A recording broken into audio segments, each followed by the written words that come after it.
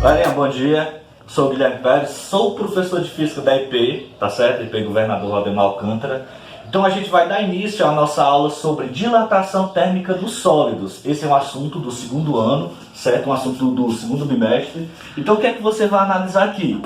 Guilherme, como é que uma coisa vai se dilatar? A primeira coisa que você tem que analisar é a temperatura. Se a temperatura aumenta, o objeto também vai aumentar.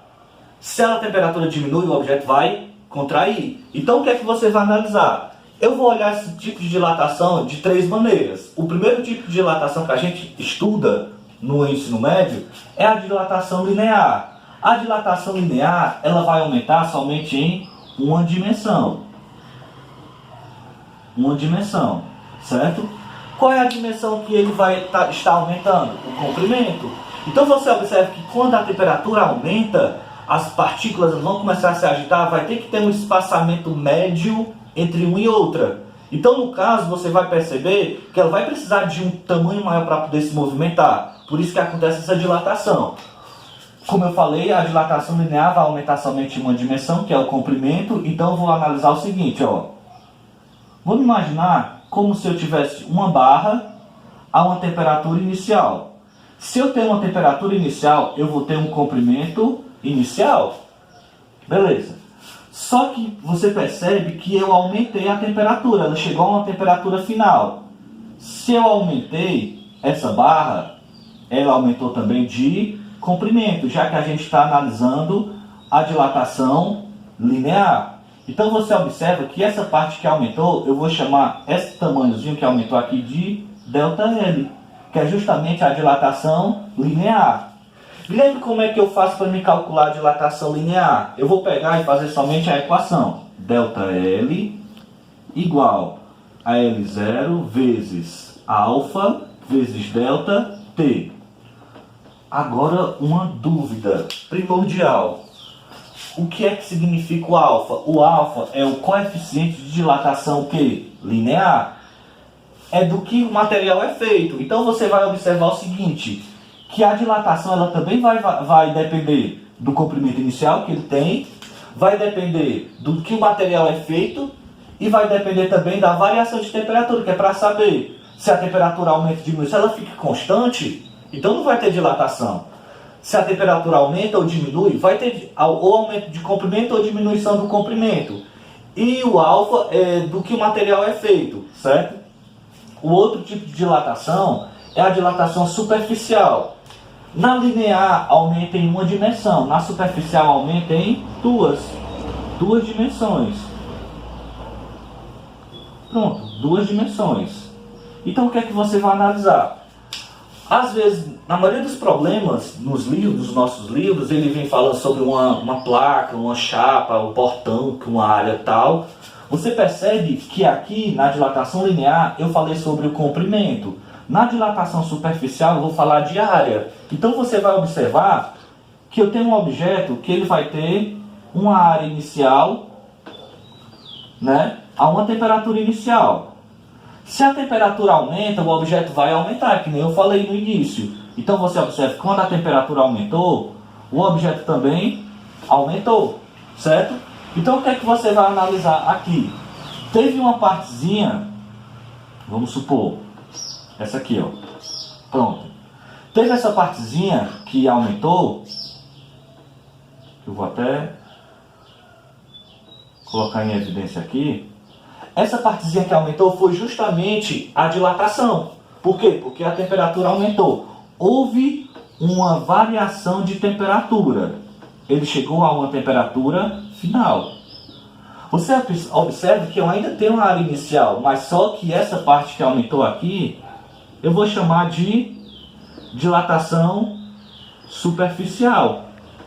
ΔA. Por que eu coloquei o ΔA? Para lembrar que a dilatação superficial vai aumentar a área, certo? Você lembra que na dilatação linear eu não coloquei o ΔL, não aumenta o comprimento? Então, uma dica é esse aqui. Qual é a equação? É parecida com essa, só que o que diferencia as dimensões, ó. ΔA igual a 0 vezes beta vezes ΔT. Pronto. Qual foi a única coisa que mudou aqui na equação do superficial para linear. Aumentou, é o que... Foi. O que é que diferencia na equação da dilatação superficial para a dilatação linear? Que nem eu falei. Na dilatação linear, aumenta em uma dimensão e na superficial aumenta em duas. Na linear, o comprimento e na superficial, a área. Por isso que eu coloquei o ΔA, para lembrar. Então, o que é que você pode analisar aqui? O que é que vai diferenciar nas equações? Primeiro, eu tenho aqui o beta. Esse beta é o coeficiente de dilatação superficial. Lembrando que o superficial aumenta em quantas dimensões? Duas. Então, o beta vai ser 2 vezes o alfa. Então, uma ideia que você tem que ter quando for resolver as questões é saber se o problema ele deu o coeficiente de dilatação superficial ou linear. Se ele tiver dado linear, você vai ter que multiplicar por 2 para encontrar o superficial. Essa é a dilatação superficial, bem básica. Lembrando que, se eu quero calcular a área final do objeto, eu vou somar somente isso aqui, ó.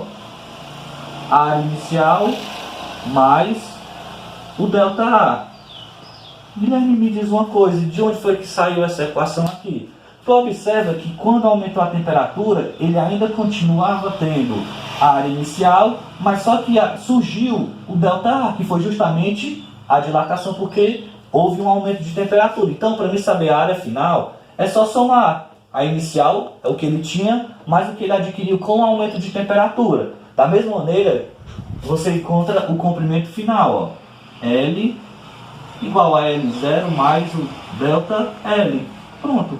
Essas são as ideias principais dos tipos de dilatação. E o último tipo de dilatação, que é a volumétrica, certo? Então, o que é que você vai analisar? Linear, uma dimensão, superficial, 2 dimensões, então o volumétrico vai ser 3 dimensões. 3 dimensões. Pronto. Que é o volume. Então, o que é que você pode analisar nessa dilatação aqui, ó? Eu vou ter um objeto com volume inicial.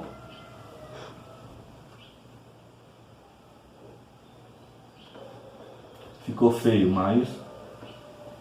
Olha aí, ó. Lindo. É igual o professor de física, aí, bonito. Agora você vai observar o seguinte, ó. Ele tem um volume inicial a uma temperatura inicial. Beleza. Se ele aumentou a temperatura, ele também vai aumentar o volume, a dimensão dele. Então, você observa que vai aumentar as 3 dimensões também, ó.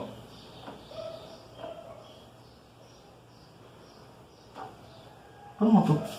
Vai acontecer isso aí. A mesma observação que a gente teve nos 2 iniciais, a gente vai ter no último. Então, ó, como é que eu calculo a dilatação volumétrica? Vai ser ΔV igual a V0 vezes gama vezes ΔT. Beleza. Você percebe que todas esses três tipos de dilatação na verdade, tem o ΔT. Por quê? Porque para ter dilatação tem que ter uma variação de temperatura. Só que é o que vai diferenciar o gama. O gama é 2 vezes... Não, 2 vezes não, desculpa. Se eu estou analisando a volumétrica, vai ser 3. 3 vezes o coeficiente de dilatação linear, porque são 3 dimensões. Se eu quero calcular o volume final, né? Eu vou pegar a mesma ideia, ó. Volume final, volume inicial, mais o ΔV. O que ele tinha mais o que ele adquiriu. Lembrando que eu posso ter uma variação de temperatura negativa? Pode. Lembrando que o sinal negativo está indicando que o objeto diminuiu a dimensão dele.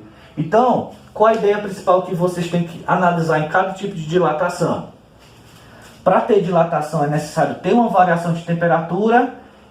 Vai ter que analisar também do que o material é feito, certo? Então, esse alfa aqui vai ser primordial. Então, o que é que você pode analisar? Esse assunto aqui é um assunto introdutório sobre o tipo de dilatação. A gente resolve dessa maneira básica. Lembrando que no nosso próximo vídeo a gente vai explicar sobre dilatação volumétrica. No caso, da dilatação dos líquidos. A gente vai estar trabalhando com isso aqui. Então, galera, essa foi a dica para nossos 3 tipos de dilatações. A gente vai finalizar por hoje, então. Valeu, galera. Grande abraço e